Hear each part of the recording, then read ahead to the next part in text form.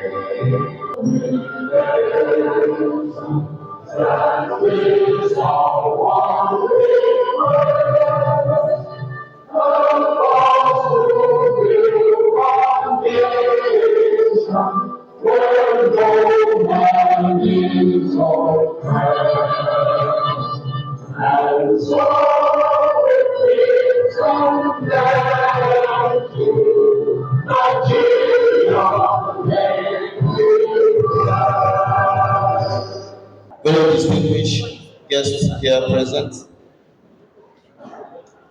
with the kind permission of the Vice Chancellor, let me quickly invite two individuals to take us through opening prayers.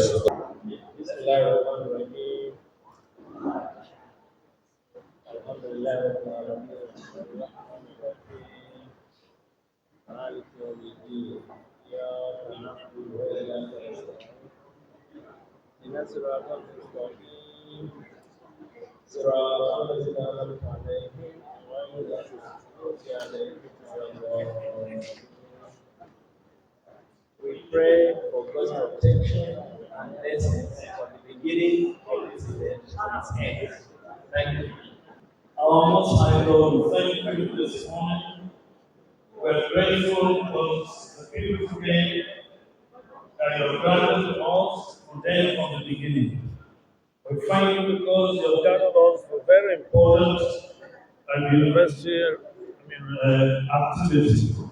The Inaugural Lecture of our brother, Professor Jideofor Patrick. We know that you are here. We know your presence is mighty here to guide us, to lead us, to help us in all the ways that we go. Grant him wisdom as he will do the delivery, and let that which he will speak about, let it make impact unto us in our lives. And let it also help the nation and the humanity and the large. Our dear Vice Chancellor, very distinguished guests here present. Let me quickly mention that we are here at the Nasarawa State University's Assembly Hall for the 46th Inaugural Lecture. And the 46th of our series is going to be presented by Professor Jideofor Adibe. As always, chair for the very senior management staff who is the number 2 citizen of the university, our Vice Chancellor Academy, Professor Abdullahi Sadok Odibo, sitting in as Vice Chancellor and chairing this occasion. Coincidentally for us, Professor Abdullahi Odibo is of the Department of Political Science, so he is at home and comfortably with his engagement. Other principal officers of the university are everybody here. We have our Deputy Vice Chancellor Administration, Professor Jideofor Patrick Adibe, here present. We have the Chief Scribe and Registrar of the Nasarawa State University, Malam Malaya, the second present. We have the University Bossa, Malam Mutala Abubakar, and of course the University Nigeria, Dr. Ajaokuta Steel Project. The inaugural lecture is chaired through a committee, and the chairman of the committee is here, Professor O.G. Jideofor. Our chairman, you're welcome, and thank you for all the energy you always put through for the success of the lecture. One of our committee members who is starting with the responsibility of taking us through the citation of our presenter is equally here seated as today's orator. We have Professor Eugene Alebo. Let me speak for the importance of the next person to be introduced, who is a leading leader in this university and other universities in Nigeria, and has kept faith with the growth of this university. A former Vice Chancellor of the Nasarawa State University, who served at another university to see his growth. Here seated is our dear Professor Muhammad Noma, former Vice Chancellor of the Nasarawa State University.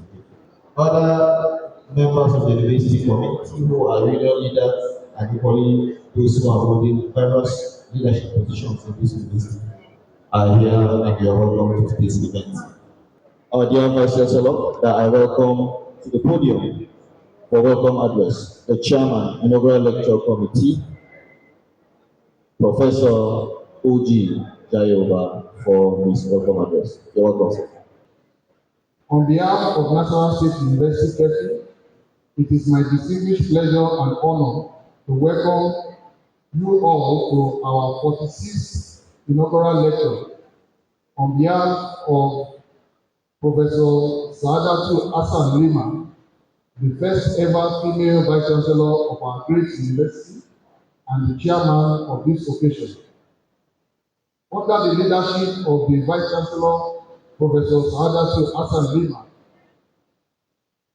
she has provided dynamic leadership to our university and has achieved within a short time remarkable results.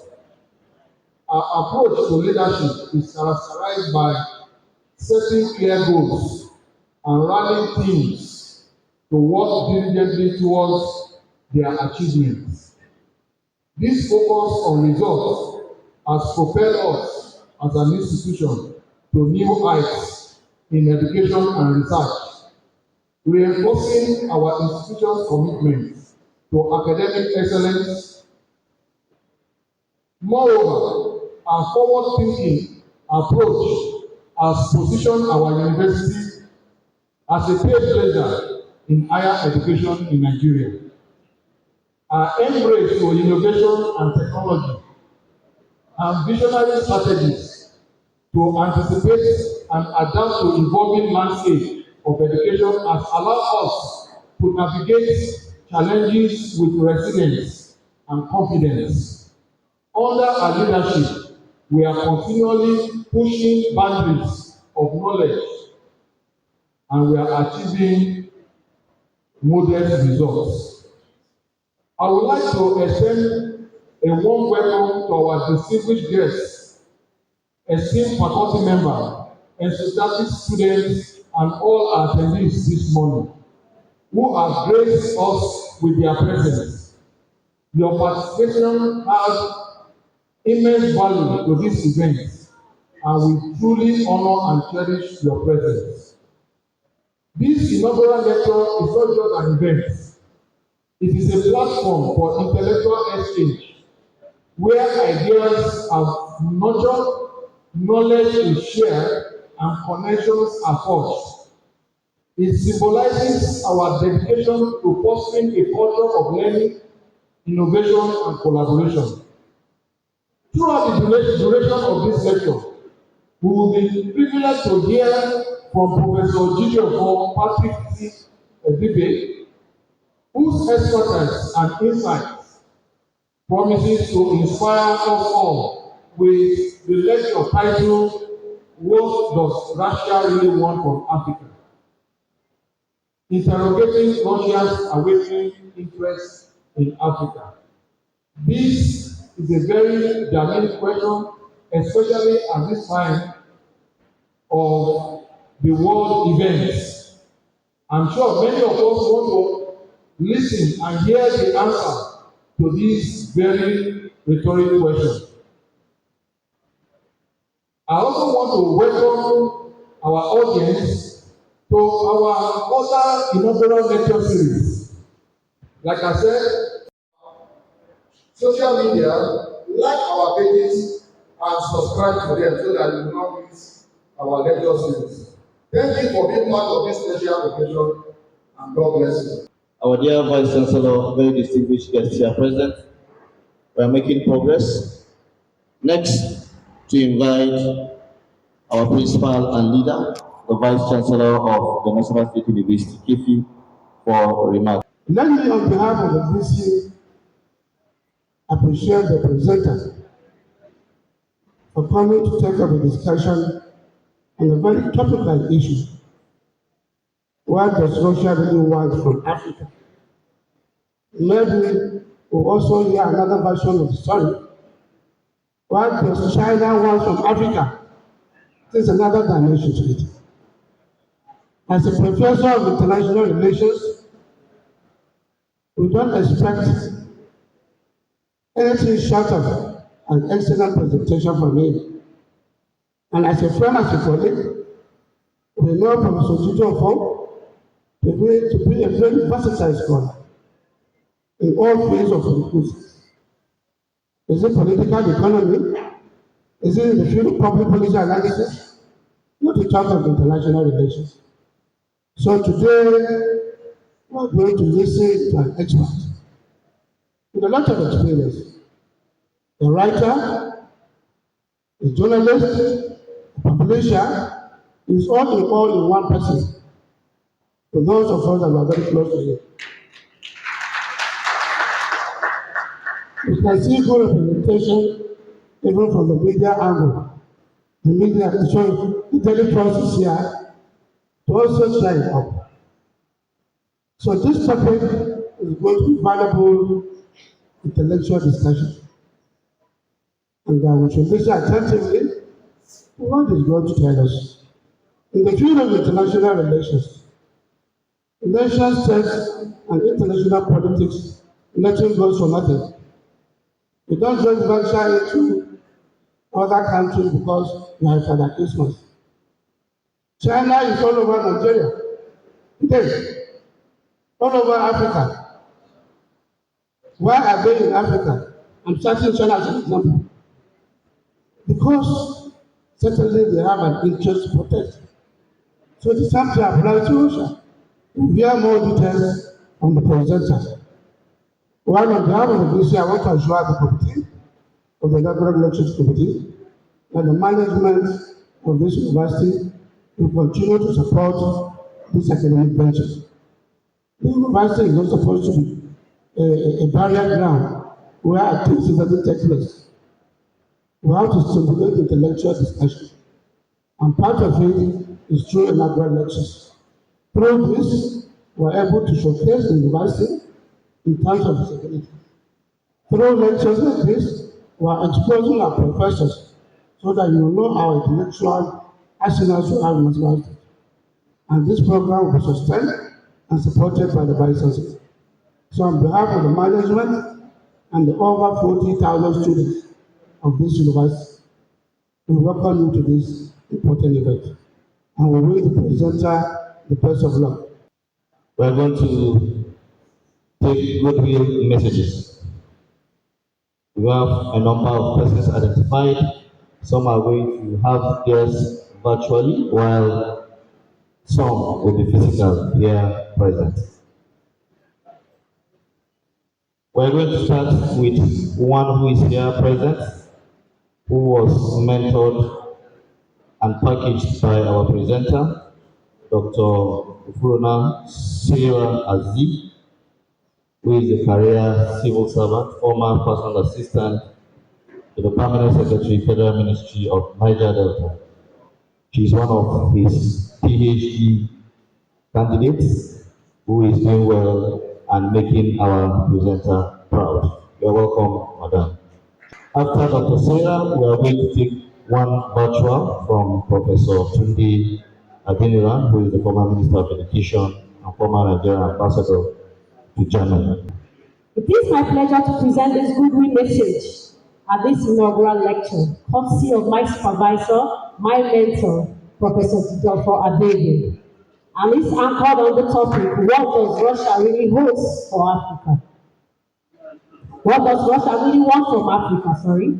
Today's event marks yet another milestone of academic excellence. And the topic is thought-provoking and is geared towards stimulating views of international discourse, creating the much-desired transformation in African leadership. It is imperative to know that Russia's growing footprint in Africa is wide-ranging. The Soviet has perceived this continent, Africa, and they are trying to reserve it for their future socialism. They are trying to look at Africa as a trade hub, and they are also not looking back, knowing that Africa's vote in the United Nations is overwhelming. The quest for an outflow of natural resources has continued to increase their interest in Africa. It is of note that this ceremony is dedicated to honor one of the finest brain in Africa, one of the finest brain in our continent, and in Nigeria in particular, Professor Jideofor Patrick. And it's my interest to know that he supervised my MSc dissertation, he also supervised my PhD thesis, giving me all the much needed guidance that I need to come out bold and strong. Today, at this 46th lecture, we are celebrating our Prof groundbreaking research work. And we are also going to be highlighting a lot of his achievements in the field of his endeavor. I remember reading one of my distinguished Prof article that he dedicated to Nigerian as 64. He titled that article as Celebration in the Season of Enion. In that article, he was speaking, and I quote, he said, I revisited some of my articles I wrote over the last 15 years to commemorate on the years of independence. And I began to wonder whether there is still really any point writing anything new. My Prof, today I am telling you that the answer to this fundamental question you raised is a capital yes. You have to continue fighting for Africa. You have to continue fighting for Nigeria in particular. We believe that some of the students are going to be leaders of this great nation, Nigeria. So we are yearning to pass from the wealth of knowledge. So, sir, you have to continue writing, you have to continue putting in that which we know you for. And in doing that, most importantly, until Africa succeeds in eliminating the neo-colonial conglomerate multinational companies that are milking our resources, which I believe today we are going to dwell more on that. Distinguished ladies and gentlemen, I wish to enjoin all participants here in present to seize the opportunity of an in-depth erudition that will be discussed today. And we should ensure that we invite all the meaningful recommendations that will be introduced. We take them, advance them into our various fields of endeavor, and in doing that, we will merge it into a sustainable development, Nigeria in particular, and Africa at large. And as we do that, we know that we're going to move on to the next level. Once again, distinguished ladies and gentlemen, I welcome you all to this inaugural lecture, and I sincerely thank our host, Professor Jideofor Adibe, for this opportunity he gave to me, and I wish every participant a productive engagement. Thank you very much. Nuclear academic and strategic studies. That is why I was so anxious and determined to be present at today's inaugural lecture. Unfortunately, because of the logistics moving from space to Nasarawa, the doctoral research said, let's send them the good message. The good message is unique because it will go to three targets. One is that we send congratulations to the inaugural lecturer, Professor Jideofor Patrick, a very diligent researcher, service scholar, who is very powerful in his writings and very broad, and of course, try to show more ways of looking at issues. Thank you very much. Congratulations for that. The second is integration. Using this opportunity to the message of integration, particularly those who have been through the university system not too long ago. We are very active now in the various associations of the universities. To wake up and please redeem not just the university system, but the education system generally. And the third message I think is the excellent one. We are in a narrow decade of the 21st century. And what is happening, particularly in the brain and the East and all over the system, and the issues of neoliberalism, imperialism, too. The choice that we made, what was Russia empowers in Southern Africa, is a way of drawing attention. We look forward, if we look this time, to see how we can save this city from conflicts and real challenges that are really conflicting, and ensure that we have peace. And apart from having peace, that we have democracy and development. It is very important. We should bear this in mind because at the end of the day, whatever we do, we must bring support to humanity. And when we need to make the policy available to national development and international peace. Congratulations once again, President Jideofor Patrick.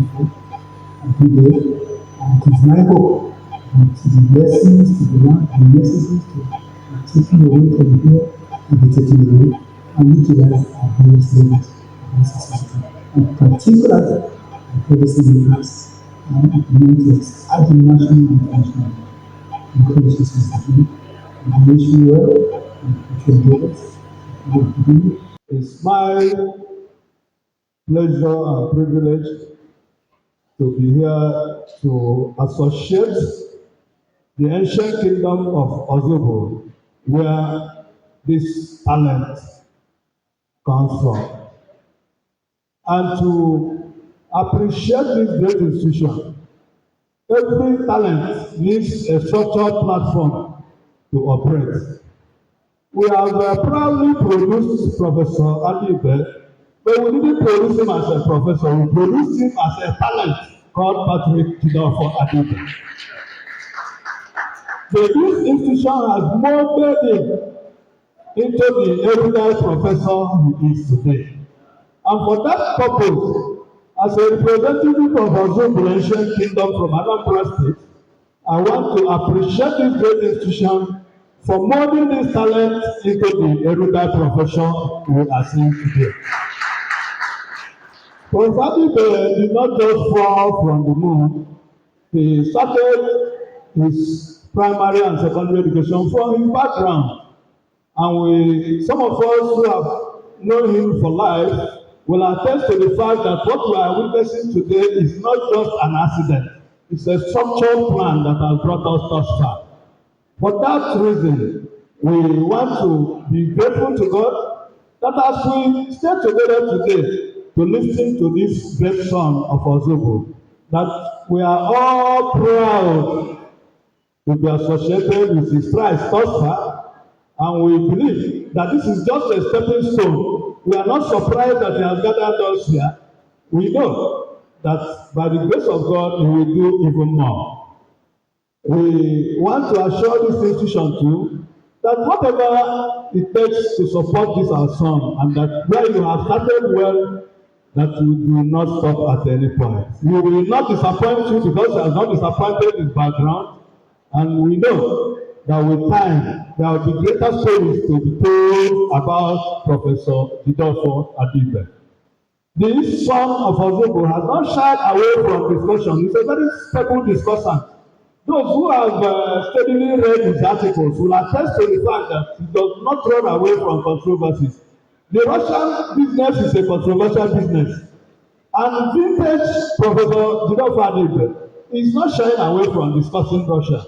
Russia is not a child's play that every person will want to delve into today in the contemporary world story. But like our son, he has decided to get us into the controversy that Russia represents today. And we are sure that at the end of this exercise, we will all agree that Professor Jideofor Patrick has been molded not to have fear. And he discusses national issues with a lot of passion that does not come easily. And this is one of them. So what we want to reassure you today is that this great son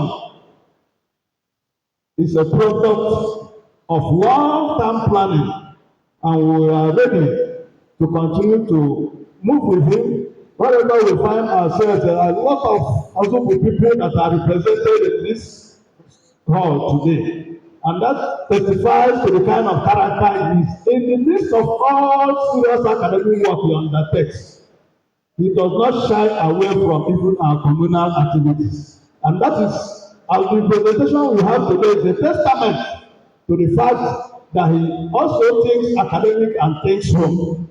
And I want him to continue to be fortunate that today a lot of our young ones, because of social media, are shy of reading. Anybody who has been following Professor Jideofor Patrick's write-ups about Nigeria, about the developments in the world, we know the kind of person this person is. But unfortunately, a lot of our young ones delve into social media and think that there is a shortcut to knowledge. Knowledge is not what you get by shortcut. Knowledge is a result of painstaking effort. He has made a lot of sacrifices. But we know that even as we are getting on today, more and more people will pick interest in actually reading. Since he discovered that I read his articles always, even those that I have done pass my way, he will chip it in for me to read. And I've gained a lot from his effort. On behalf of the good people of Ozugbo, Anambra State, and the entire Nigeria, I want to promise you to Professor Adibe that as your people, we will not leave you at any point. We will continue to be behind you and make sure that whatever you start even in our home will come to fruition by the grace of God. On behalf of my people, I want to encourage all of us to please listen to this great song and erudite professor. At the end of this exercise, we must have gained more knowledge than we add to what we have. Thank you, and God bless all of us. My name is Professor Keffi, a professor of accounting at Bayero University, Kano, and a professor of translation at Prince Ajaokuta University, this state. I'm here to deliver a message and solidarity on the occasion of the Inaugural Lecture presentation by my very good friend, associate and brother, Professor Jideofor Adibe, who today presented the Inaugural Lecture on the topic, what does Tunisia actually want from Africa? That is a very good topic which may carry so many insights on the relationship between Tunisia and African countries. And of course, I'm sure the presentation will carry a lot of lessons our leaders should learn and the relation to Tunisia and other countries in the world. Professor Adibe has been a very good scholar and practitioner worthy of emulation by African scholars. Apart from the classroom teaching, publications in various newspapers and columns, he has been a columnist for more than 10 years with Daily Prof and other newspapers in Nigeria. Apart from this, he has also established a publishing company on Ottoman Empire Publishers Limited since 2003. That company through publication of books and journals that are addressing African problems and finding solutions to these problems. So far, the company has produced more than 160 books on different topics. I myself, when I was the dean of the Position American Secretary University, Chicago, I led my faculty members to publish a book on poverty, and that is poverty in Nigeria, causes the resuscitation and strategic solution. And then I also published two books with the company. One on accounting, which was published some months after I left office at the Dean of the Faculty. And the other one is on time management international scholar, which I published when I was in sabbatical at the University of Tara, Malaysia.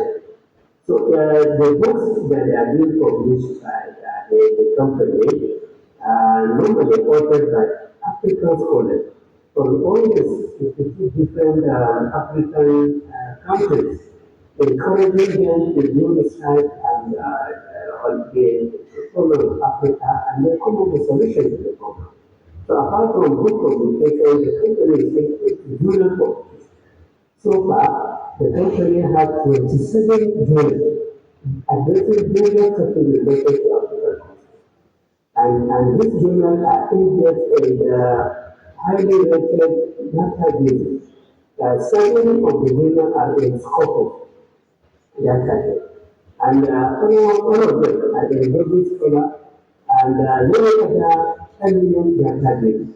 So the way they move around African countries to search for scholars and practitioners that serve as the editor-in-chief, reviewers, and many other contributors, goes to show that Professor Adibe is a true Africanist, somebody that all scholars and practitioners of African to be proud of. Adibe is somebody that is dominated by all the young scholars who are concerned about African development, not just individual countries like Nigeria. It's concerned not only about Nigeria, but the whole of the African country. All the have my family members, friends and associates here. We congratulate the leaders for honoring us this is the Inaugural Lecture today, and we congratulate the Vice Chancellor of Nasarawa State University, the newly elected and appointed Vice Chancellor, Mr. Jideofor Patrick Adibe. Next, we are going to have one who is here on site with us, a personal friend and a fellow of the Chartered Institute of Bankers, a retired CBN staff, and former chief of staff to the Imo State government, who is currently the chairman of Amag Microfinance Limited. My pleasure to invite Dr. Emmanuel Hakim over to the podium for his goodwill message. Shall we please clap for him as he does that? I bring you greetings from the numerous friends of the lecturer.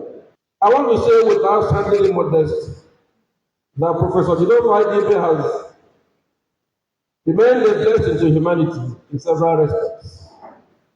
I was so proud of him. So as we look forward to a session of bumper intellectual harvest, I wish to congratulate my good friend and associate, Professor Jideofor Adibe, on this occasion of his academic Ofala Festival. For those of you who are not from the Southeast, you may be wondering what an Ofala Festival is. An Ofala Festival is a highly celebrated and colorful occasion in the Southeast, usually undertaken by kings and the royalty. So by all measures, Professor Jideofor is an academic king, and today he has rolled out the drum to celebrate his intellectual prowess. We are therefore happy to be a part of this great event. Prof, my brother, you have remained an irreplaceable voice in the socio-political trajectory of this country, Nigeria. Though you are a professor of political science and international relations, you have always claimed not to be a politician. I want to beg to leave my reservations for another day, so that maybe the chairman of the Inaugural Lecture Committee may have to bring us back so that we find out the difference between a politician and a professor of political science. Let's leave it for another day for now. Your choice of topic is very thought-provoking, especially at this time when the mere thought of Russia is almost becoming the beginning of wisdom. We are therefore full of ears to hear from the oracle himself. My dear brother, Professor Adibe, you have remained an intellectual powerhouse, yet you are humble and unassuming.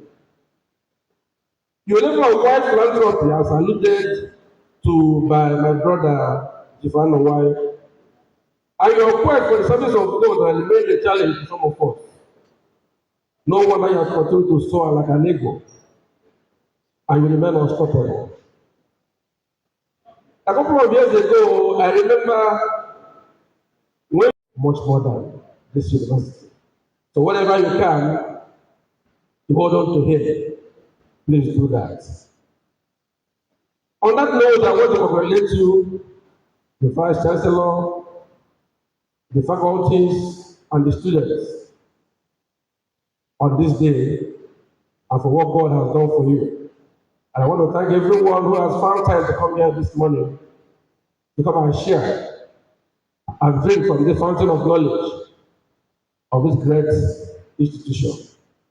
May the Lord bless you, and thank you very much.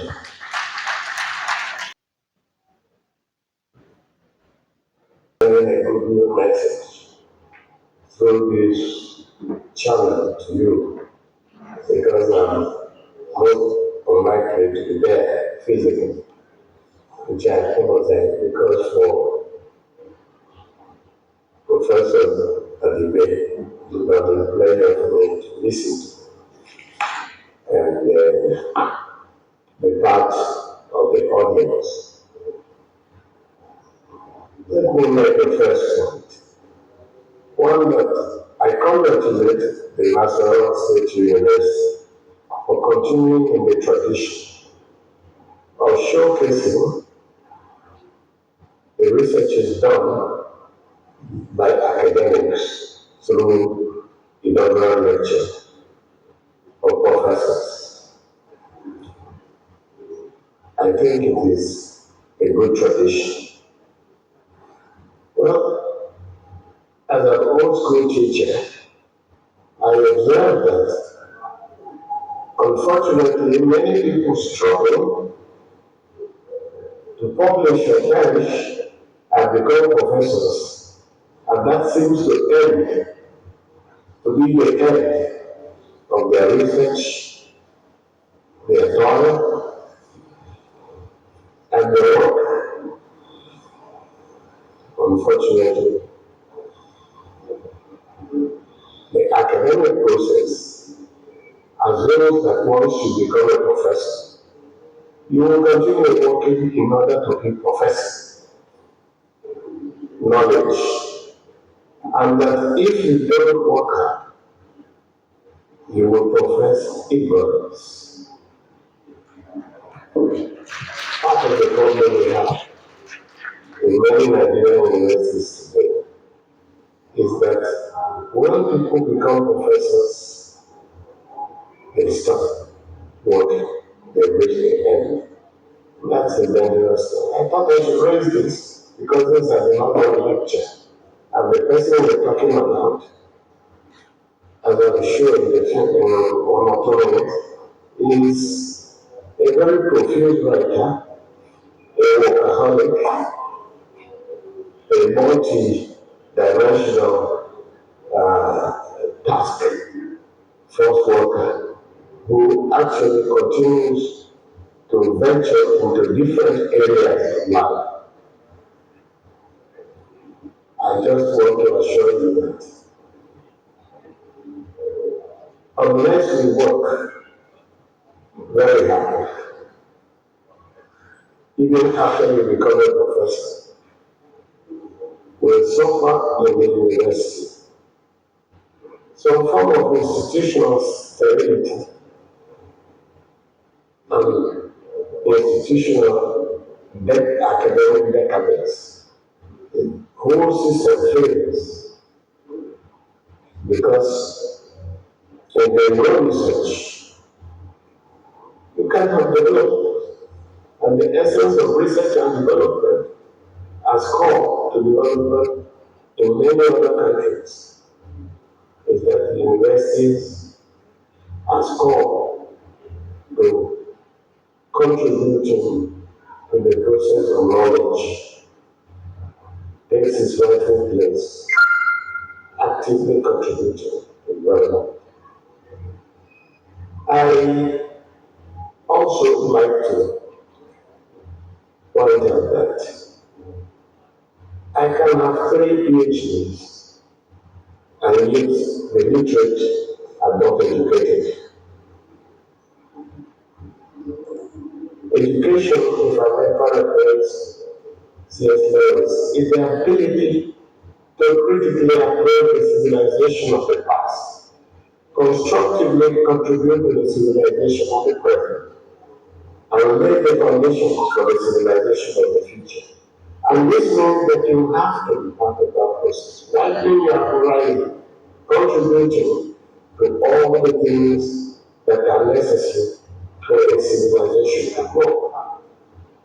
This is where I found Professor Jideofor Adibe as a truly educated man. He has found himself in a setting in which, choosing his own career, he multiplies the impact of his knowledge to different sectors of the society to improve it. You cannot contribute to the civilization of the future by laying the foundation today if you don't work hard. I remember that my old teacher, mentor, academic giant in Africa, my respectable late Professor Ali Mazou, introduced Jideofor to me 20 years ago. And since then, I have related a very stable life. And very few people, because of his outlook, quite obey as a man, but humble and decent. Shall we please clap for this most organized goodwill message by a scholar of international repute? Our presenter is of the Department of Political Science and the Faculty of Social Science of this university. It is on this note that we shall be inviting the Dean to speak on behalf of that faculty, and finally take our leading leader, former Vice Chancellor of the Nasarawa State University, Professor Muhammad Akaru Denoman, as we make progress. Professor Jideofor is the man of the moment. We are struggling with the department, and he came in as a scholar in international relations, making him a very important addition because he came and made the likes of Professor Modibo seated here and the others that we were also grooming to make the team at that time.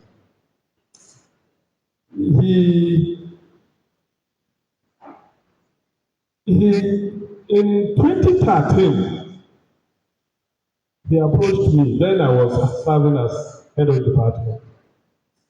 I don't know what was going around his thoughts. He approached me and said, "Head, I have so many things in my hands, and I'm thinking of leaving." I said, "What?" I opened my eyes. I said, "What? What I say?"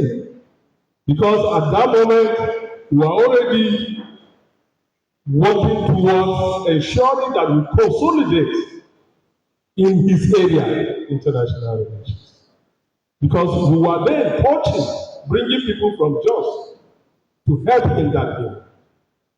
Recall we brought Professor Galadima, we brought Professor A. Gambo, all of them to come and assist in that. And then he was planning to leave. I said, no, sir, you cannot leave, sir. You cannot leave us. Whatever it is, by the way, you are already about to become a professor. So how can we lose you? I think he heeded my thoughts, he heeded my advice, and stayed. And today we are proud to present to you a professor of 88 handling. So we thank you very much for heeding that thought and remaining around. He has associated with us so much in the department, and it has been said roundly here how he is a publisher. We know he owns Adonis and Abe. It's an international publishing house with an arm in the UK. As was stated, it's an in-depth journal. He has opened that up to the department and said that all of us can publish in that department, but guess what? To publish there, you have to get ready. Because he will not put his hands in the editing, in the assessment of that journal. You have to get ready to publish. Because all the papers, all the journals there are indexed, and most of them have made copies, just as Professor Dendeg was just mentioned. So that is a very important angle that he has assisted the department. He has also shown desire to help in endowing young ones, because he offered at a point that if we accept, he wants to set aside funds for younger undergraduates, the best students in international relations, to come and take his own award each year. So we applauded that. I think we wrote the university on that, that we want that to happen. And I think these are some of the qualities that make this scholar a real great. We thank you very much for all that you are doing in that faculty and in that department in particular. So let me just simply say that today's lecture on what Russia really wants in Africa, it's one of the areas that makes scholarship in the social sciences, makes scholarship in political science in particular, a very novel thing, a very interesting thing. So we are expecting, just like we expected and got in the previous lecture, we are expecting a thrill today in this particular lecture. So we welcome you all to this very important inaugural lecture, just as you sit back and listen to Professor Jideofor. We thank you very much. Indeed, it is a rare privilege to stand before you this afternoon to appreciate the university. Even though I'm still part and parcel of the university, but this is an opportunity to say, well done, Nasarawa State University. It is not easy. There are older universities that cannot match this feat. And like we have said before, the Vice Chancellor promised that before she leaves, it is going to reach the 100. So we are counting. And with the pace we are going, I want to believe we will make the mark. And let me appreciate the Faculty of Social Sciences. Indeed, you are coming up. It's not easy, and I want to see you in beating Faculty of Science. Let me appreciate the lecturer and say that my understanding of inaugural lecture is in the word inaugural, introducing new academic uniqueness, generating ultimate researches and legacies. If you ask me, what is it that is going to answer this narration? I will tell you, it's about alliances between Africa and Russia. It is about diplomacy. It is about interdependence. It's about balance and equity, and gives you a debate. I'm just trying to see whether I can be educated, because Prof said it is not about getting degrees, but it's about knowing other things. I'm an accountant. I'm not a political scientist. So maybe you should appreciate the fact that I'm just trying to be educated. But supposing if I don't do this, the registrar will give me a query even without the approval of Mr. Vice Chancellor. Supposing we look at the presentation, and if at the end of the day you do not come to this conclusion, then you will say that I have failed. What Jideofor Adibe is going to present to you is just imagine different engagements or fraternity of Russia, Africa's destiny is best explained. I welcome you to this lecture. It makes sense to begin a presentation like this by first expressing gratitude to God who made it possible for all of us to see this day and witness. I was still able to enter secondary school at the age of 12, 13, 14, and to reach secondary school at 18, go to the university, graduated at 22, did my youth service, went back, did another 1 year of masters, making it to graduating at 24. And then there was a period of anger. What people call Japan now, so in 1988 I left for Denmark. 1989 I started a program, did my doctorate in Denmark. I was actually the first to complete a PhD in that department, and I was able to. So that's how we did. Don't worry. What's this funny? Even though I got a PhD, I submitted a paper. I still did not get to become a professor until I was 65. That was because I had other things. I just had lost interest in academics. I just had lost interest in academics, and that was why both Alemans and brothers are trying to persuade me to go back to academics. I was reluctant. If you take into consideration from 1970 when I started education until I submitted the first one in 1991, it was 21 years. And all I had known was the summer. So I was brought out. When I went to Canada to do a postdoc. All the people I knew in 1994, they were coming back and calling themselves internet consultants. And what was it to be an internet consultant? To show people how to surf. To use to get browser and surf on the internet. Just, that's what it was. So when I returned to Denmark, I decided to go back. I said, I wasn't sure this, I wasn't really sure this was me. I applied and got a position to do conversion to NSUK conversion program in computer science at the University of Kent in Canterbury. Of course, I couldn't finish because I couldn't crack the Pascal program. But then we made some reasons so hard to do.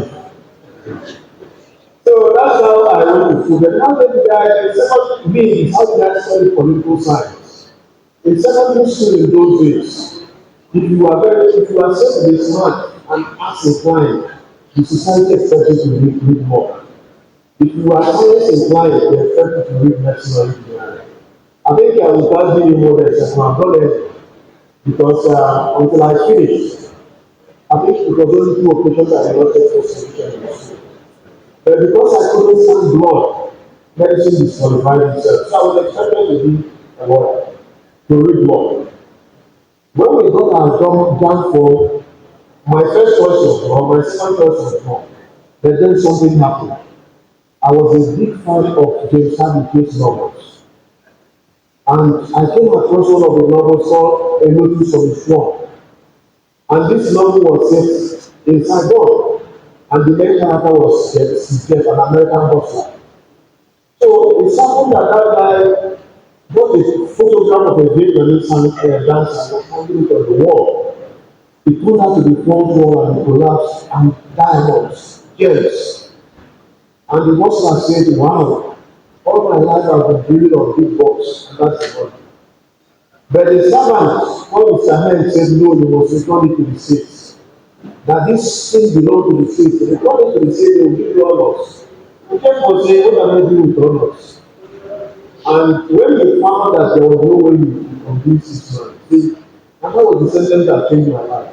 He says, he just suddenly realized that this man is a supporter of the regime, and that twice a week he goes to attend courses in political science. So I immediately made this man a prophecy to the fact that he was studying political science. And I not submitted my JAMB form. I just went and cancelled law and put political science first choice, political science second choice. So that's why I went to study political science. And of course, as I told I had an academic, after I mentioned, after finishing my PhD and going to Canada, there was a period of academic. And people are talking about what is political science and all this kind of stuff. So, first of all, I went to, as I said, I tried to read the conversion program in computer science. It didn't work out. I took courses from Center for Continuing Education at Oxford University, studying Greek. That was in 2007. I took an accredited course, and later I did a master's degree in media law at City University of London. So one of the things that happened in this period was that when I was in the UK, I revived my passion of trying to be a novelist. That was my higher passion as an undergraduate. I had the record of most rejected suits in Long Man, One Beats, and Principal Series. So when I went to the UK, I revived that ambition to be a novelist. And I got to hear from, I submitted a novel called Broken Bridge, the African Writer Series. I am an African Writer Series. And I was told it was not very good reviews, that there was a good chance I was going to be published. So in my opinion, I thought it was a document. One day I came back home and got this nice envelope from my mom. And when I opened it, it was rejected. So I got so frustrated. I was writing for a paper there, not as if they told me Africa. So I just decided to go outside and see Papa and Papa, who was my friend at the time. And just in the process of talking, I told him, maybe to console myself, I'm just trying to set up a publishing company. It was a casual remark. The next issue of that magazine, the inside one page, has a caption with my photograph, New Home for African Writers. Mentioning that I was going to set up a publishing company. Because of the remark. So I knew that my manuscript that was rejected as the first one, and the ambition was simply to publish knowledge. As fate would have it, I was also introduced a guy called Mamu, Professor Mamu, who was an Ethiopian Africanist. I used to call him Lion of Judah because of the way he carried himself. And if he was giving a lecture, he criticized Africa, was teaching them at the University of Brussels. If you critique Africa too much, you just can't listen to some rules. So that's how, at that point also, there was, we call it the period of Afro-pessimism. Because one newspaper in the UK, probably was talking about African inheritance. And one newspaper in the UK was saying, mocking the idea and saying, when did Africa have these magazines? Not to talk about the magazines. So in the fires, we published our second book, which was called by Mamu, the making of the African nation. And before you know it, we have become an academic publishing house. The following year, we set up African Renown as a journal. We used it not just as a journal, it was a big academic. We used it, to hold a soldier for Africa, to report it, to answer all questions all suggestions that Africans are not capable of democratic initiatives or development.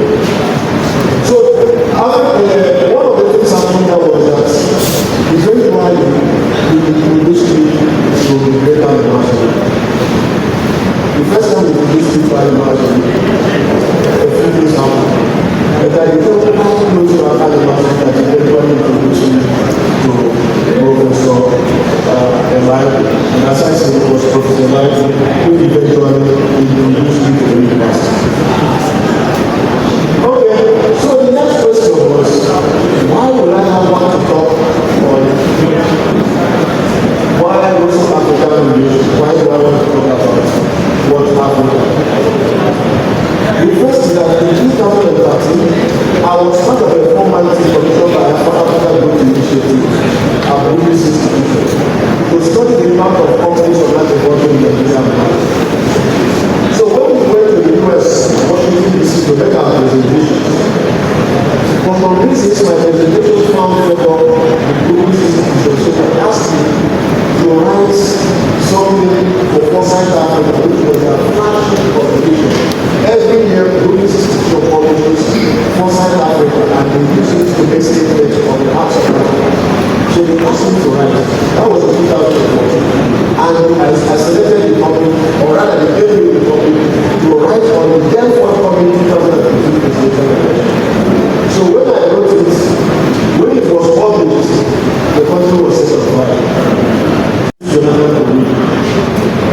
While the people of the Jonathan camp were excited, people of the other camp were calling me and threatening my life, threatening people. So we say, you are not even a professor, but you still not a professor. You are not even a professor, and you are not, if you are that smart, why are you not teaching me? University. But then, because it turned out to be the most read article in British for several months, if you go to British Institution website today, you see, and one of the few Africans dedicated blog on what my publication, they will ask me to comment on this and that. So one of the things they asked me to write on was to write a report on the first Russia-Africa summit, which took place in Sochi in 2019.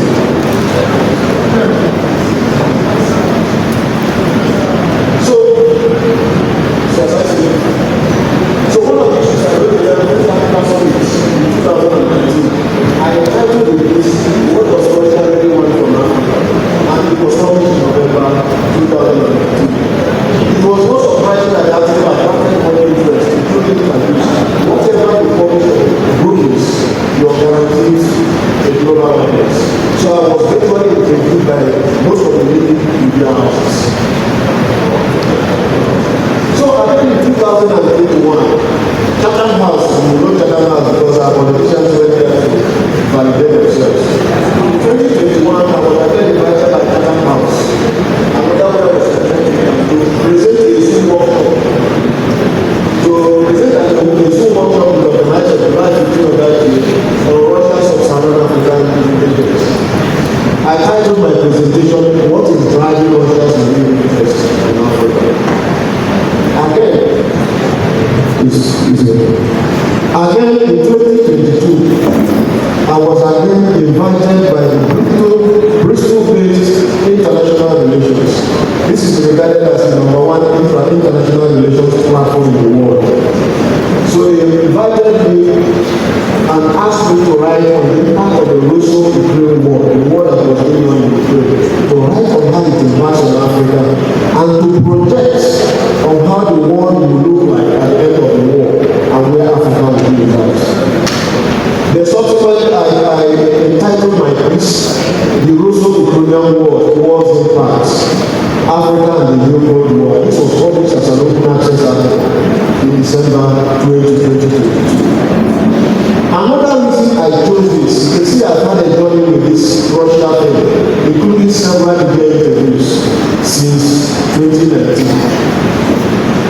Given that I'm a professor of international relations, the topic offers me an opportunity to illustrate and synthesize my thoughts on various aspects of international relations, international economic relations, foreign policy analysis. So it is not just about that topic per se when you're doing about the number, but you use it to tell the story of your academic topic.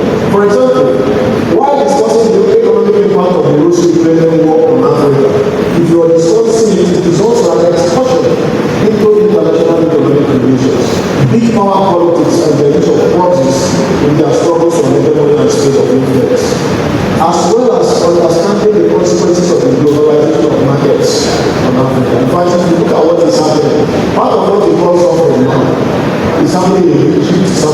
And that is happening because of the consequences of the globalization of markets. Because of the and the bombardment. So basically, the topic of us the opportunity to tell the story of international relations, including diplomatic history, system polarity, foreign policy analysis, big power politics, and what does Kenya and American political science called the game station. So I'll then use the next 17 minutes or so to quickly run through what I rely mostly doing this on several sources of information to gather my materials, books, journals, internet blogs. I use both inductive and deductive reasoning to draw inferences. For what you can call theory, I use a historical approach and draws from theoretical frames as Truman Doctrine. Truman Doctrine was negotiated in 1947, and simply the message was, anywhere you see Russia trying to expand, it becomes part of America's foreign policy campaigns. So if you use that Truman Doctrine, you can legitimately pose a question whether the Ukrainian war was a setup for Russia that has started projecting power to the sea, but it's a setup to compare Russia. So this my profile has already mentioned, and number of solar texts is 16 to stand for a very university. I tell you that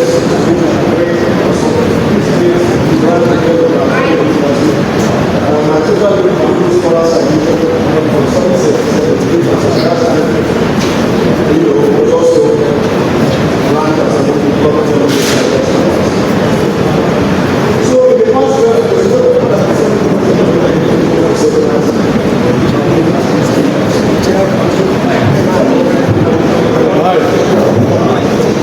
these are all already mentioned extraordinary professor, guest lecturer, external examiner, university of London, and the rest of it. Community service,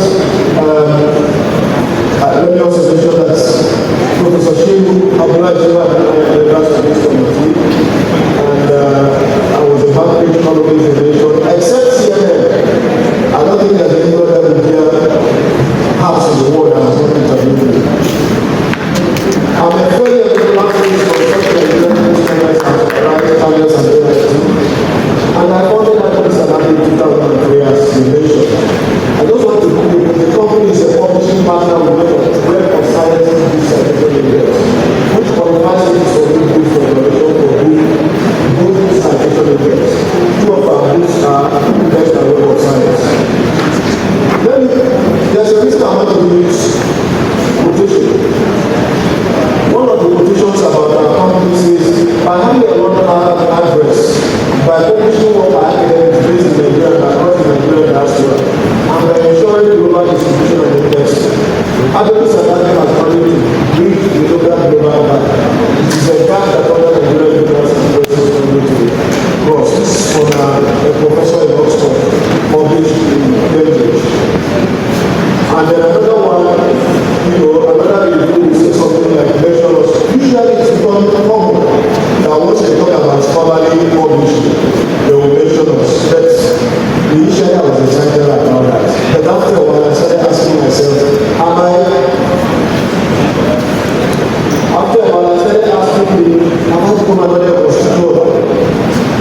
In 1952, the constitutional became the first African to publish a novel in English outside Africa. It was published by Feather and Feather. And the title of the novel was called "How Wine Drink Cat." So they heard of that, but after a while, Nigerian scholars and writers became very angry because they said the Mosquitola was writing in innocent English. Later they changed it to baby English. Then the fact was that it was not a educated man. You can see, they called it "How Wine Drink Cat," not "Old Drink Cat." So was that really being set up the way the Mosquitola was typed? In order, as some people believe, to radical Africa. If you look, we publish only 57 journals, and they call us a champion in Africa. We are not really an African company. One company alone in UK publishes 2,500 journals. So we say, well, we don't want to grow for a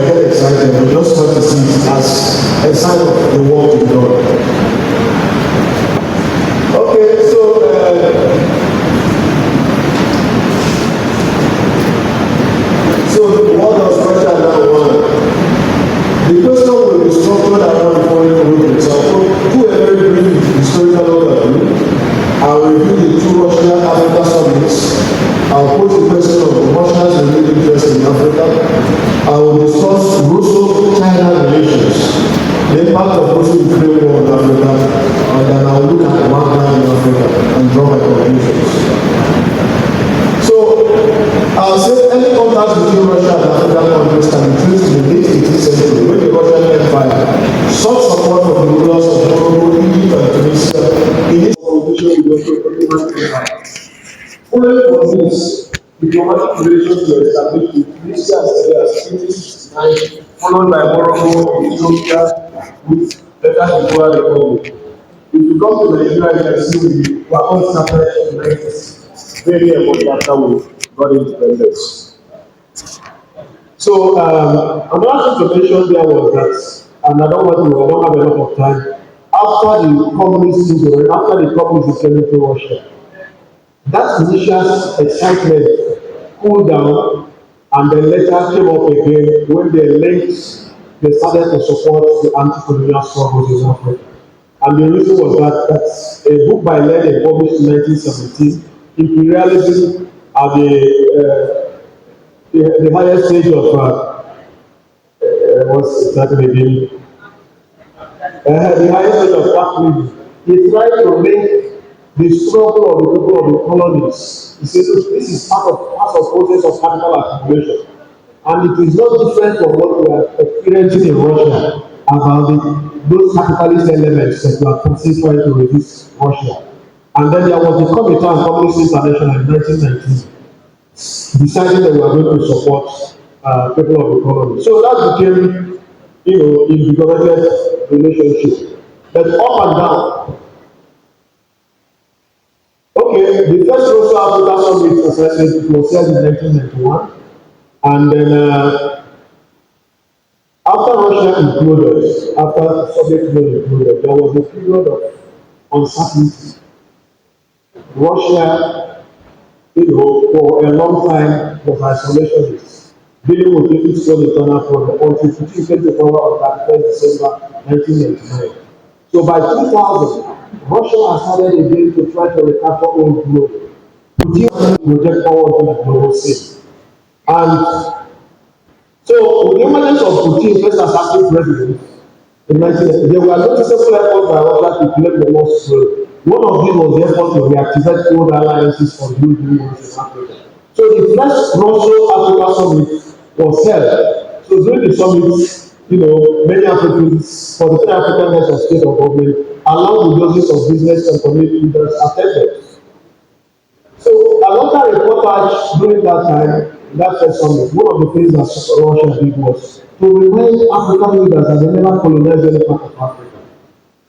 And to remind them that unlike the West, that they treat them like equals. So, and that reminded, I mentioned so many books, a number of books where Africans said they were being demonized. One of the ones I would actually recommend to anybody who has the time was called Manufacturing Hate. How Africa was demonized in Western India by American Animal. So, in that first Russia-Africa summit, beyond the smash issue of unity and camaraderie of newfound love and Sochi, the first Russia-Africa summit raised several stipulations and very interesting questions. One fundamental issue raised by the Russia-Africa summit was how Africa's traditional allies, especially the United States, will respond to Russia's newfound love. And that's why the whole doctrine of human doctrine came around. That once there is projection of power by Russia, especially during the Cold War, it became an article of faith for America to try to contain it. So the second Russia summit, we moved to the second one, which was initially to be held in Addis Ababa, but later was held in St. Petersburg.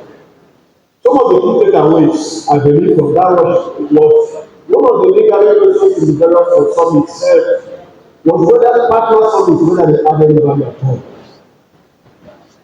The second message Russia wanted to communicate, in my opinion, then was to let them know that despite the Ukraine war, life was going on normally in Russia.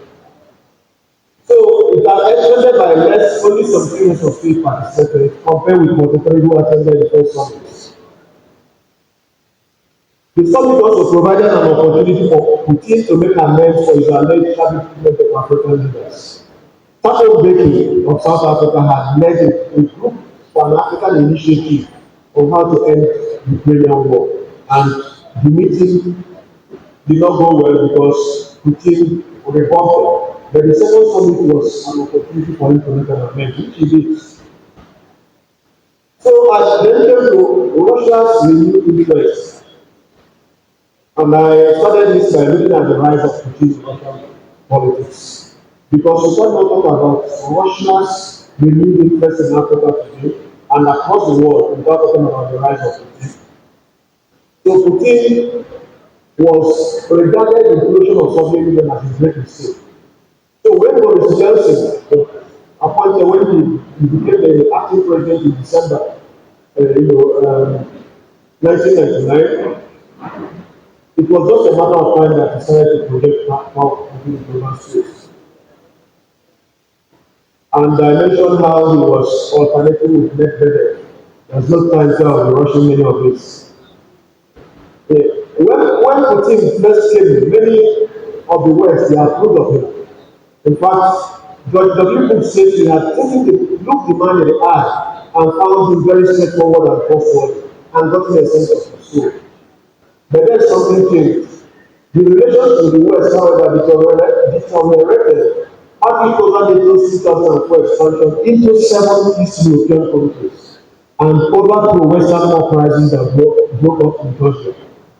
Furthermore, Putin was urged by US lobbying to bring Georgia and Ukraine to NATO. So in 2014, as tensions escalated over Ukraine, Russia was expelled from the group of 8 industrialized nations. That was in 2014 that it annexed the Crimea. He also infuriated the West by granting asylum to the US whistleblower Edward Snowden. He was also suspected of interfering in the 2016 US presidential election by greenlighting a computer hacking operation. So from accepting him, they began to go their different ways from 2014. So we now pose the question, what does Russia really want from Africa? The first one is, Russia was a superpower during the Cold War. When the Soviet Union imploded in 1991, it had a lot of internal problems and became more or less like a third world country. So Putin was credited with bringing order to the chaos that was Soviet Union, and then started down to rebuild all alliances. So the first ambition is now wants to start projecting power onto the global stage. And again, if you follow the Truman Doctrine, if you want to know if it is applied, once it starts projecting power, you have to watch on how the other side was responding. The first was projecting power on the global stage. Since African countries constitute the largest voting bloc in the United Nations, Russia probably figured out that the continent's support will be strategic in amplifying its position in the United Nations and its agencies, especially the United Nations General Assembly, where decisions are taken by two-thirds majorities. U.S. Secretary of State Anthony Blinken, in fact, former U.S. National Security Advisor John Bolton, had openly accused Russia of selling arms to African countries in exchange for votes at the United Nations. And you can see U.S. Secretary of State Anthony Blinken accused Russia of exploiting conflict hit and few vulnerable African countries in the Sahel region, and said he was telling Africans, we are better partners, and says the United States was a better security partner for the continent than Russia. So what then you can say again is a kind of scramble for Africa, scramble for the favor of Africa. So second is accessing Africa's raw materials, natural resources and investment opportunities. Much of Russia's focus in Africa centers on energy. Several Russia's investment in Africa in the oil, gas and nuclear power sectors. So it probably reckons that 620 million people in Africa that don't have electricity, which is an opportunity for them to provide nuclear power industry with potential markets. So you can see several Russian companies such as Gazprom, Lukoil, Rosatom, many of them are active in Africa. So if you go down, I give several examples, the Algerian Ministry of Industry, the Russian firm Rosatom in Ethiopia, Ethiopian Russian business forum was telling Russians, look, we are tired of the West, we are waiting for you to come in. So in South Africa, the Polish National Oil Company, PETROSA, has been Russia's Gazprom Bank Africa, has chosen it as its preferred investment partner. So this is just about peaceful investment opportunities. And then more importantly is arms exports. By the way, Russia is the second largest exporter of arms in the world behind the US. So data by Stockholm International Department Institute, a global research tracker, showed that between 2018 and 2020, Russia overtook China as the leading arms supplier to sub-Saharan African countries, with a market share of 26%, compared to 21% over the previous period. Again, a 2024 report for the European Parliament noted that Russia has concluded military cooperation agreements with 43 African countries, and is a major though declining arms supply. I say declining because of the sanctions. Russia is of course the world's second largest exporter of weapons. Russia arms, why African countries attracted the Russian arms? They are attracted to African leaders because besides being relatively cheap, deals with Russia are not often held up by human rights concerns cited by other countries like France and the US. For instance, when the US was dilly-dallying on selling arms to Nigeria to fight Boko Haram in 2014 on allegations of human rights abuses, Nigeria turned to Russia and was able to place an order for 12 attack helicopters. Are you giving me the extension? The order was placed in September and deliveries began in 2016. Another one, setting new streams of oil supply is not just enough, but they want new streams, not just existing streams. So Russia wants to use this mostly state oil and gas companies to create new energy supply streams.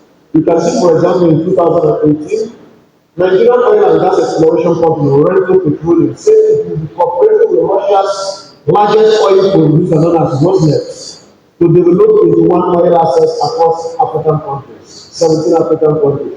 I guess quite a number of examples of how they are doing this. More important is that Russia has never hidden its ambition of pursuing a multipolar world. Putin has not left anyone in doubt that he opposed to the current Western-dominated world system and seeks to the creation of a multipolar world in which Russia will be the member or one of the main alternatives to the Western system. Putin uses the grouping of Brazil, Russia, India, China, and South Africa, which was expanded in 2023 to include Ethiopia, Egypt, Iran, and United Arab Emirates to pursue this. In fact, my column yesterday was on the idea that Nigeria has become a partner country to BRICS. And I questioned what was the strategic objective. Nothing unlike the first one, just to have more numbers, to have to be a counterweight to G20, and part of the idea of creating an alternative. Russia's influence in BRICS is enormous, and the inclusion of South Africa in this influential body can be viewed in the context of Russia endearing itself to the continent, and through South Africa getting more footing in Africa. So the inclusion of three African countries in the influential body, they are three now: South Africa, Ethiopia, and Egypt, could be seen in the context of Russia trying to endear itself. Putin also enthusiastically supports Africa, having at least a permanent seat in the US Security Council. Another one is showing the effects of sanctions. The Russian war to fail, which began in February 2022 and subsequent confrontation with the West, and the imposition of sanctions have put the spotlight on the African continent. So, America is fighting China over trade. America and Russia are long ahead. So, African countries are not taking position in the fight between China and the US. They are also sitting on the fight between Russia and Ukraine. In other words, they are positioning themselves as the good, beautiful brides to be ruled by both sides. And this is exactly what man is trying to do by, he tries now to come in. The effects of those sanctions now, for example, one of the things they want to do was to create an alternative to SWIFT. This is a sanction for all the Western messaging system, like when you use your credit card. it goes through a messaging system. And Russia doesn't benefit from it now. And if you look at one of the pronouncements of BRICS in the last meeting in Russia, it was to create an alternative system that will bypass that messaging system. So part of the end is therefore to use Africa to bypass the effects of sanctions. So what will be the implications of Africa's deepening involvement? I said if Russia should renew interest in Africa and Western America's waning interest in the continent, it will offer both threats and opportunities.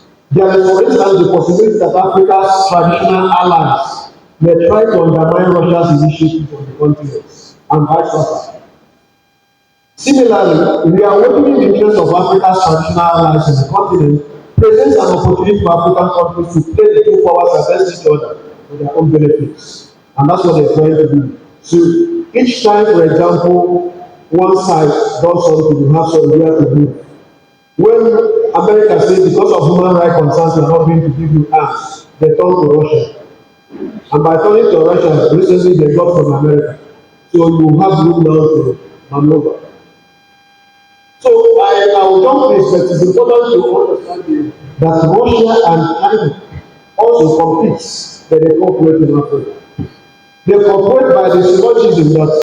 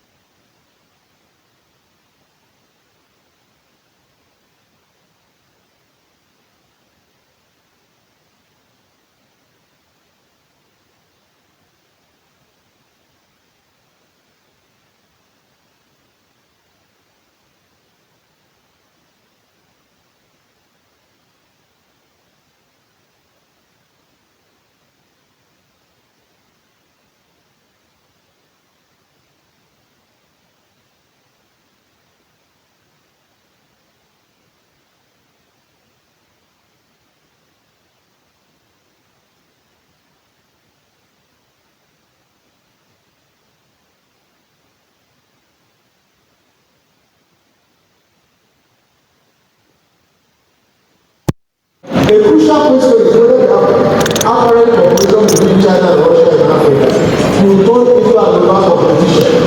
One of the potential areas of discourse is the area of providing security for the continent, and that's where one comes in. In the next one, I'll let you 2 minutes to round up by discussing one. In the paper, I discussed in detail how such possibility could happen. In Central African Republic, there were, for example, some Chinese people that were killed, and the suspicion was that it was from the Wagner group. You know, Wagner group, as I see in the next section. So there's a possibility for conflict and collaboration. So I mentioned that South Africa brought China and Russia together in a war game. Imagine South Africa together with Russia and China in a war game, and that alarmed the West.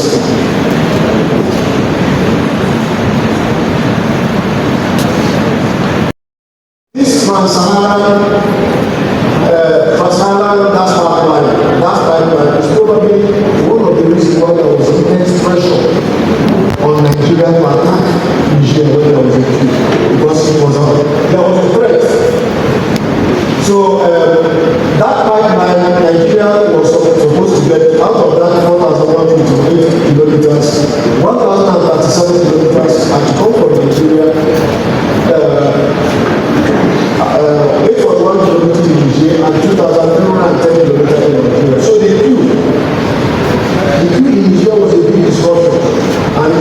all the devices to try to coerce Nigeria to go to war. So African countries have produced natural resources, that we are affected with others to life. I say one way African countries can show that they have learned this lesson in what is happening is not by just diversifying their dependence, depending on Russia and depending on the US, but by pushing for greater commitment to the Pan-African payment and settlement system. You can see Russia was immediately removed from the SWIFT. And because it was removed from the SWIFT payment, you can't use MasterCard and all that. So you need to develop an alternative away from the dollar. And that was one of the things Exim Bank was trying to do with Pan-African payment and settlement system. If you now can learn the lesson that what happened to Russia can happen to you, it becomes a motivation for you now to move to developing an alternative payment system that will not be dependent on the Western system. So one of the things they found on the was that it was a disruption of Africa's recovery from COVID-19. Before the pandemic, many African economies were among the fastest growing globally, with improvement recorded in human development index. I see a lot of protests. I mentioned countries that were experiencing protests, including our bad government protests, which began on August 1 and formally ended on August 10, 2024. So in Ghana, there were also protests, in Egypt, there were protests. And there was a Russian deal with several African countries to be under threat because of that war. And on the food supply, the war has affected food supply chain in Africa, especially regarding wheat and sunflower products. And then the cost of fertilizer, as I said, the cost of fertilizer has moved to the high ends. The impact of students studying in Ukraine, many of them that see do not even get. Students studying, those who fled the war in Ukraine, especially medical students, some of them were offered places in Grenada and Portland, where the vast majority said they could not even get their transcripts, and many of them were stranded. Again, how will it affect North American competition? Here again, I came back to the human doctrine. Will it lead to a new Cold War? And that's what one of my conclusions I hope. And then I say that the war will end, one day it will end, no matter how long it lasts, it's going to end one day. So however long it lasts, the war will inevitably one day end, and most likely are not negotiating it. Even if by accident it escalates into a third world war. Its impact on Africa or Russia will largely depend on how the end of the war affects the current system polarity or distribution of power in the global system.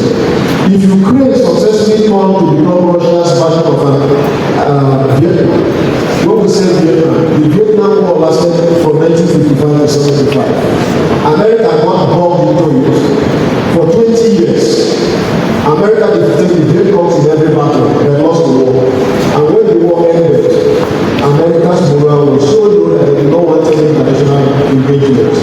So we are suspecting that if Ukraine comes out, if Russia is seen as a victor, then it will continue this projection of power into the global space. But if it's seen as being defeated, then Ukraine will have become its Vietnam. In fact, some of us believe that following the human doctrine, that the whole Ukraine war was a trap in which Russia fell into. And if it's done, there's no way Ukraine will defeat Russia. Is it possible? The worst that could happen in my estimation is because Russia's equivalent of Vietnam. So if Ukraine is successfully turned to become Russia's version of America's Vietnam, it will contain Russia's resurgence as a world power under Putin and drive it to a new set of self-doubt, akin to what happened after the collapse of the Soviet Union. So among other things, the world severely the Vietnam whites have said, damage the US economy and weaken the morale of its president. So a crucial question here is whether the end of America's massive support for Ukraine in this war with Russia was to checkmate Russia's increasing projection of power onto the global system. That is a very important question the world seeks to divide the human doctrine. I also mentioned that the question of many analysts, they do not want to look at it was whether Africa is sufficiently positioned to absorb refugees from the West in the event of the Ukrainian war escalating into World War III. Though this possibility seems remote and undesirable, it will not be out of place for Africa to engage in scenario mappings that will include this option. If we think it's unlikely, during the COVID-19, some American tourists were hit with Tanzania, then we should go back. Which means that there is a possibility that we should start building a scenario that will include possible influx of refugees in the event of the Ukraine war by accident turning into a world war. I wanted to do a quick appraisal of Wagner Group, which is right and good. The Wagner Group, which is a private limited company, because I mentioned it, everybody knows the Wagner Group now. During the NSUK governance conference, you see our young people were, asking the Wagner Group to come. I gave the history of the Wagner Group, how it came about, and mentioned that it's not a single entity. In 2023, the US government designated it as a significant transnational criminal organization. I mentioned that in Africa since 2017 we became very active in several African countries, especially Central African Republic, Libya, Mali, Sudan, Burkina Faso, Niger, all of which have problematic relationship with the West. In 2017, for example, the Wagner Group used 500 men to put down local uprisings against the government of Sudan in exchange for exclusive mining rights in the country. I met previously the leader mentioned how he died, and he now at the point was leading a rebellion to Russia, which is strengthened rather than weaken Wagner in Africa. They actually strengthen it.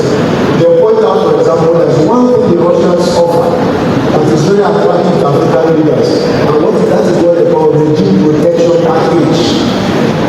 Regime protection package. In the West, doesn't offer.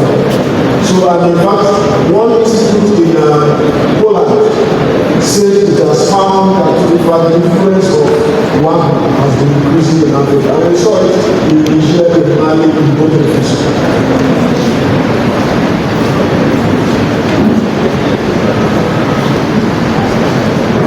So basically, contrary to some belief that if Prigozhin dies, Wagner will be affected, Wagner seems to be vastly strong.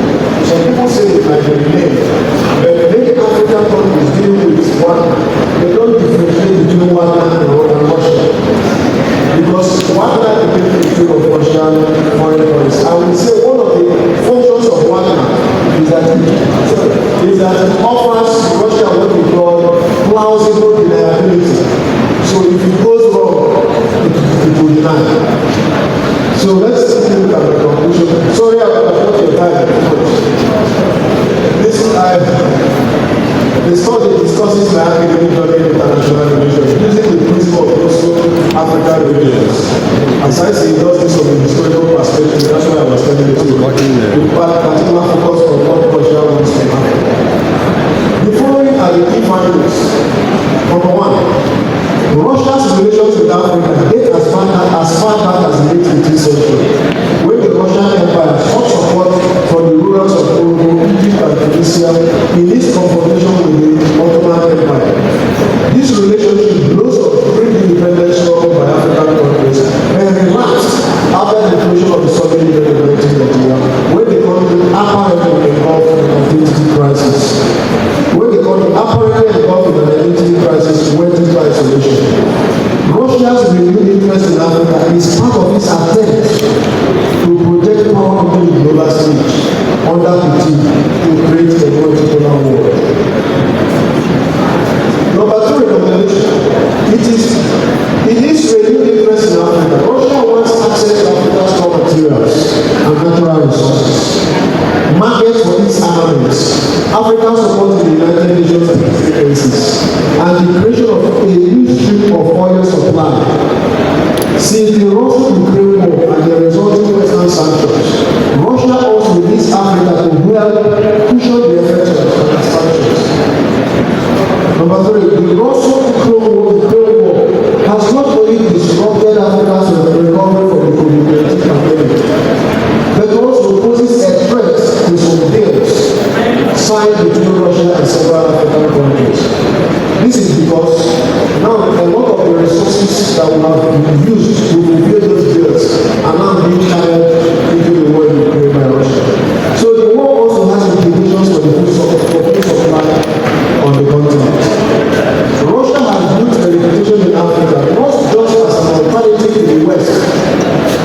as a security guarantor for its African partners using the private military company Wagner.